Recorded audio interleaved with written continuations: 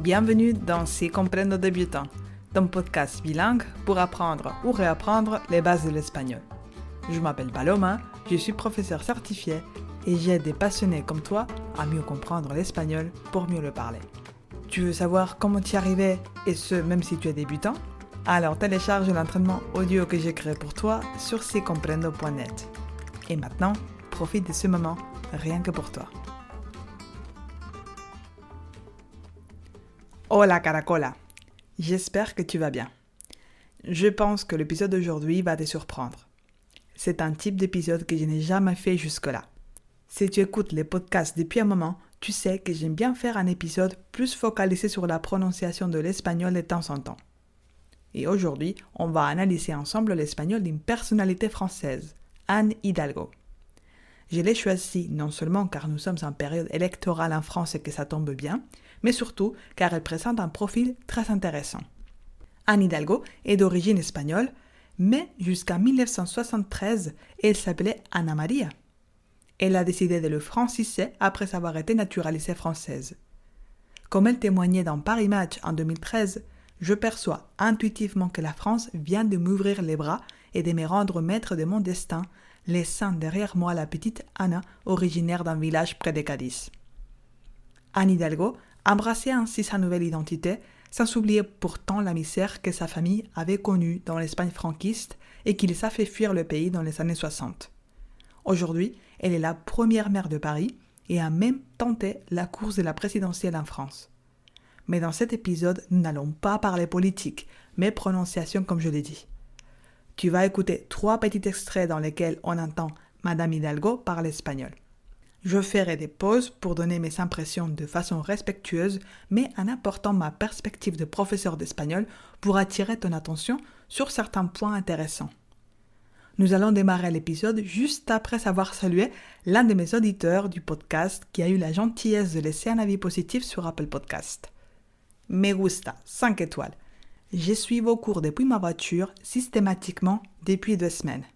Je progresse. Je sais compter, je sais dire les jours de la semaine, je sais me présenter. Et effectivement, il ne faut pas avancer trop vite et prendre soin de bien réécouter plusieurs fois les épisodes pour assimiler. Bravo et merci pour cette initiative. Je viens de voir que Si Comprendo Débutant est 8e dans la catégorie apprentissage de langue. Je n'y aurais jamais cru quand j'ai lancé mon podcast en 2020, alors merci beaucoup de soutenir ce projet. Pour vous en remercier, je continue à travailler sur mon prochain programme Espagnol pour voyager, un défi express dont le but est de te permettre de mener tes premières interactions en espagnol même si tu pars de zéro. Il y a déjà 5 membres de la communauté Si Comprendo qui ont pu découvrir le premier chapitre de ces programmes de façon gratuite en avant-première. Comment est-ce qu'ils ont fait pour l'obtenir? Simple, j'ai contacté les membres de la famille Si Comprendo via la newsletter et ils se sont proposés. Les jours même, ils avaient le premier chapitre dans leur boîte mail. Tu vois ce que tu rates si tu n'en fais pas partie? Alors, pour le faire, télécharge sans plus tarder ton guide Les secrets pour parler espagnol, même si tu es débutant, dans la section ressources de mon site internet sicomprendo.net et tu feras partie automatiquement des caracolas qui reçoivent ma lettre hebdomadaire chaque vendredi. Allez, c'est parti pour l'épisode. Mets-toi à l'aise. Empezamos en 3, 2, 1.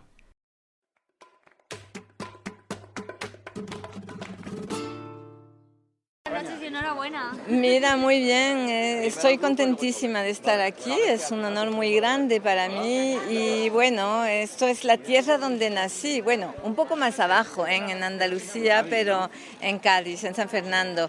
Soy gaditana, soy cañaía de la isla, como se le dice.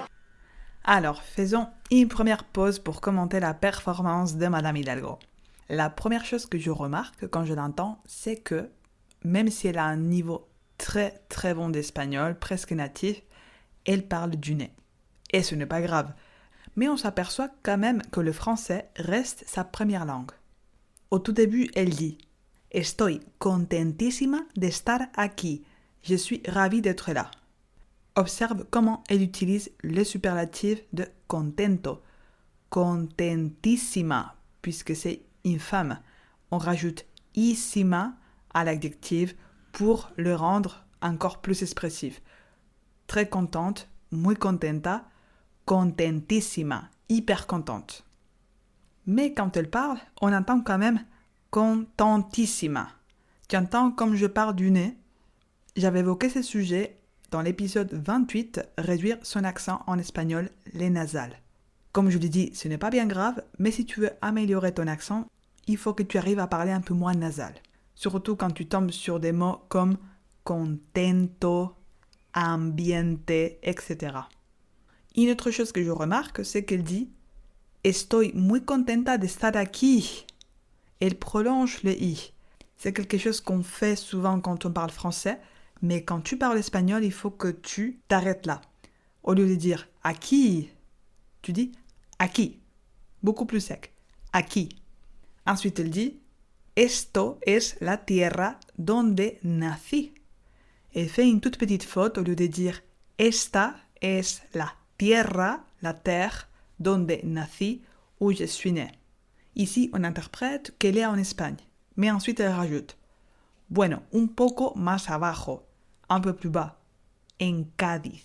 Ça veut dire qu'elle est née à Cadiz, ou près de Cadiz, mais qu'en ce moment, elle ne se trouve pas à Cadiz.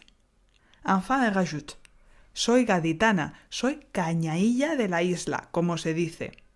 On sent qu'elle est très fière de ses origines, mais est-ce que tu sais ce que ça veut dire « cañailla » Eh bien, j'ai dû aussi chercher parce que je ne connaissais pas, mais les personnes qui sont nées à San Fernando, près de Cadiz, s'appellent isleños, ça veut dire de la isla, de l'île, ou cañaillas. La cañadilla est un mollusque originaire de cet endroit, employé déjà par les Phéniciens pour fabriquer la pourpre dans l'Antiquité, une couleur qui était associée au pouvoir. Alors, il s'appelle cañailla, qui est une façon de mal prononcer les mots cañadilla, car en Andalousie, on a tendance à bouffer pas mal les sons. Je te conseille maintenant de revenir en arrière et réécouter ces morceaux maintenant que tu connais les explications. Si tu es prêt, on continue avec le deuxième morceau.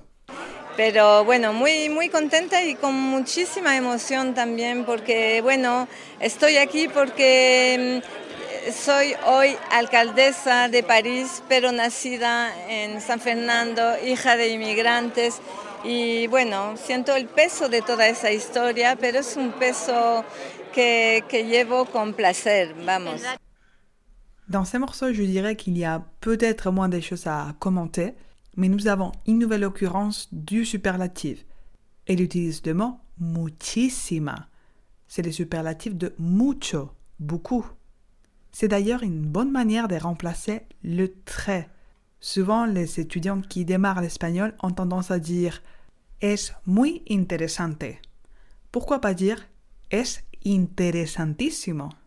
Puis, Madame Hidalgo utilise une expression qui est compréhensible mais qui reste très française, comme si elle avait traduit mot par mot. Elle dit « es un peso que llevo con placer » lorsqu'elle parle de ses origines. Un peso, c'est un poids qu'elle porte avec plaisir, on entend. Mais si je devais le dire avec d'autres mots, je dirais plutôt « llevo esta herencia con orgullo ». Llevar, c'est le verbe porter. Herencia, c'est l'héritage. Et orgullo, c'est la fierté. Ou encore, je dirais « siento orgullo de mis raíces ». Las raíces, ce sont les racines. Donc, comme tu vois, inutile parfois de traduire mot par mot. Il y a des expressions qu'on ne peut pas traduire si on veut que ça reste authentique et idiomatique. Attaquons le troisième et dernier morceau. ¿Da tiempo para visitar Cádiz en este viaje? No, en este viaje no, esto va a ser muy cortito. Tengo mucho trabajo en París, ¿eh? Me han votado, me han dado confianza y ahora tengo que trabajar. ¿Se siente mitad española, mitad francesa o cómo se siente? Yo me siento con raíces fuertes, raíces española, con una cultura que me han dado mis padres y también francesa, porque Francia me dio la oportunidad de estar donde estoy hoy, pero lo vivo muy bien. Ser francesa y española o española y francesa se vive muy bien. Ici, quelqu'un lui demande si elle aura le temps de visiter Cadiz. Elle dit que non. Esto va a ser muy cortito. Au lieu de dire corto, elle dit cortito. C'est le diminutif affectif. On rajoute ito ou ita à l'adjectif. Exemple, está gordo, il est gros, está gordito. Es pequeña, elle est petite, es pequeñita. Pareil, c'est quelque chose que tu peux rajouter facilement à ta boîte à outils en espagnol, même si tu es débutant. Ensuite, elle dit « Me han dado confianza ». Elle parle des électeurs qui ont voté pour elle pour qu'elle devienne maire de Paris. Et ici, elle utilise une structure plus passive. Elle a reçu la confiance. Alors qu'en espagnol, une langue beaucoup plus active, on dirait « han confiado en mí » avec du passé composé. Puis, un deuxième journaliste lui demande « ¿Se siente mitad española, mitad francesa ?» Il la revoit pour lui demander si elle se sent moitié espagnole, moitié française.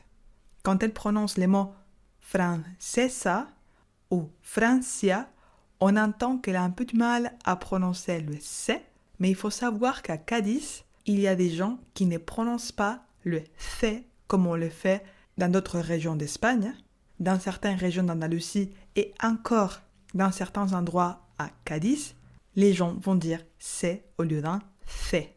Donc, comme tu vois, ce n'est pas bien grave si tu n'arrives pas à mettre la langue entre les dents pour prononcer le C ou les Z. Pareil, le R ne se prononce pas toujours pareil à Cadiz. On peut entendre San Fernando.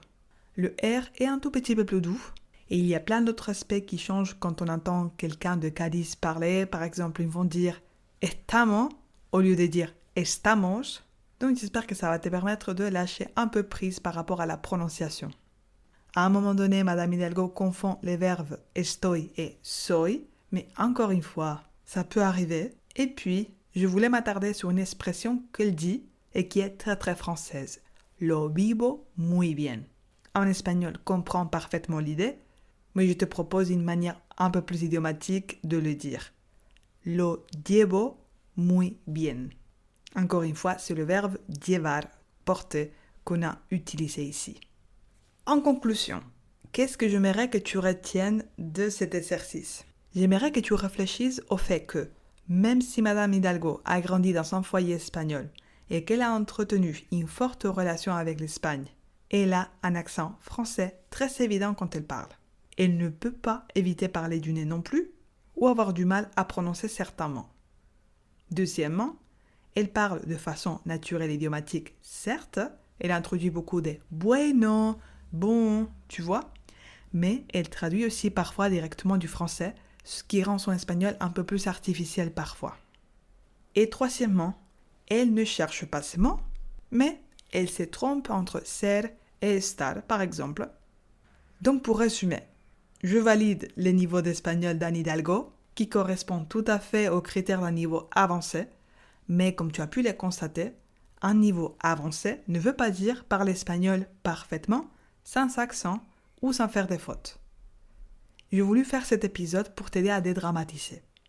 Nombre d'étudiants d'espagnol paniquent à l'idée d'entendre parler espagnol, encore plus avec des natifs, par peur de ne pas être compris à cause de leur accent ou de leurs fautes. Et comme tu peux le voir, c'est inutile de se focaliser sur la prononciation ou les erreurs, car t'en feras toujours, même si tu as un niveau avancé. Comme je te le rappelle souvent, pour prendre du plaisir à échanger en espagnol, tu dois te focaliser sur l'interaction et pas sur la performance.